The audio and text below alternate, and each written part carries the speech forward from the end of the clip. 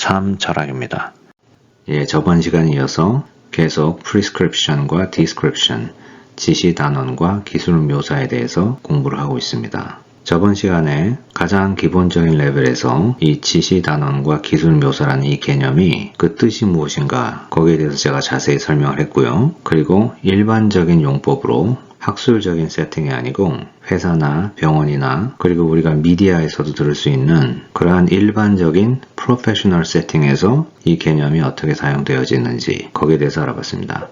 이 시간은 학율, 학술 규율, 아카데믹 디서플린에서 철학, 심리학, 과학 그런 여러 가지 학율들이 있는데요. 어떤 학율은 프리스크립티브한 지시단원적인 학율이고 어떤 학율은 기술 묘사적인 학율이라고 또 해요. 그래서 이러한 학율들을 비교할 때 prescriptive, descriptive를 쓰기도 합니다. 이게 무슨 얘기인가? 거기에 대해서 제가 시작을 해보겠습니다. 이 학율 중에서 science가 있고요. philosophy랑 theology가 있습니다. 그래서 이 science에 사회과학과 자연과학이 들어갑니다. 그 넓은 의미에서의 과학입니다.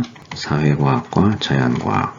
사회과학과 자연과학은 이 science라는 이 학술 교육의 목적은 현상을 그대로 기술 묘사하는 데 있습니다. 그래서 자연과학에서는 예를 들어서 토네이토가 나오고 허리케인이 나오고 태풍이 불고 할 때 그게 왜 일어나는지에 대해서 그대로 그냥 기술 묘사를 하는 겁니다. 그 토네이토가 일어나는 그 현상에 대해서 그냥 그대로 기술 묘사를 하는 겁니다. 그래서 scientific explanation, 과학적 설명이라는 것은 항상 descriptive explanation입니다. 사회과학도 마찬가지입니다. social experiment라고 하죠. 그래서 사람들이 왜 이런 행동을 하는지, 그 사회적으로 사회에 어떤 문제가 있었을 때 사람들이 이런 행동을 하고 그거를 그대로 그 이유에 대해서 설명을 하는 겁니다.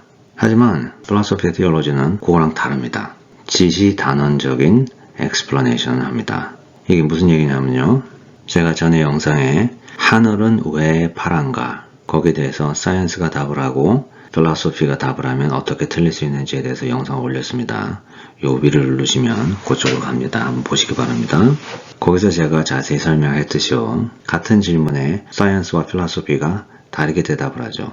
왜냐하면 접근 방식, 방법론이 다르니까. 사이언스 같은 경우는 하늘이 왜 파란가를 설명하기 위해서 태양의 빛이 우리에게로 오는데 거기에 푸른 계통의 빛이 있고 붉은 계통의 빛이 있는데 푸른 계통의 빛이 웨이브랭크가 짧아가지고 대기 중에 살아남기 쉽고 그리고 우리의 인간이 가지고 있는 그 비전 스펙트럼이 동물과 달라서 동물은 개, 고양이 예를 들어서 개, 고양이가 하늘을 보면 우리가 보는 파란색을 초록색이나 회색으로 본다. 왜냐하면 밖에서 오는 태양의 빛을 받아들여서 우리의 정신이 그거를 프로세스를 할 때 동물마다 다르게 프로세스를 한다. 이걸 그냥 그대로 기술 묘사를 하잖아요. 그걸 목적으로 합니다. 하지만 철학에서는 그게 왜 그런가에 대한 why에 대해서 이 why question을 던집니다.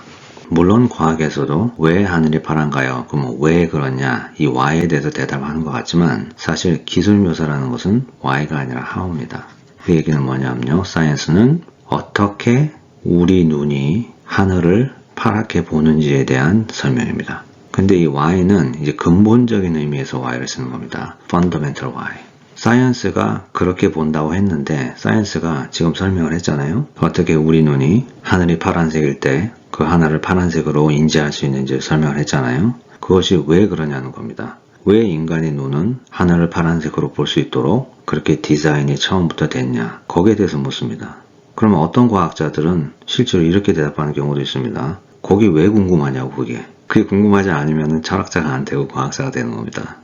실제로 제가 학부 때 제 룸메이트가 수학 전공이었습니다. 그래서 저는 철학 전공이었는데 제 지도 교수님이 수학 철학자라서 제가 수학 철학, 과학 철학 그쪽으로 수업을 많이 들었습니다. 제가 궁금해서 수학 전공한 학생한테 물어봐요. 이거에 대해서 어떻게 생각하는지. 근데 그 친구는 제가 하는 질문을 전혀 이해를 못해요.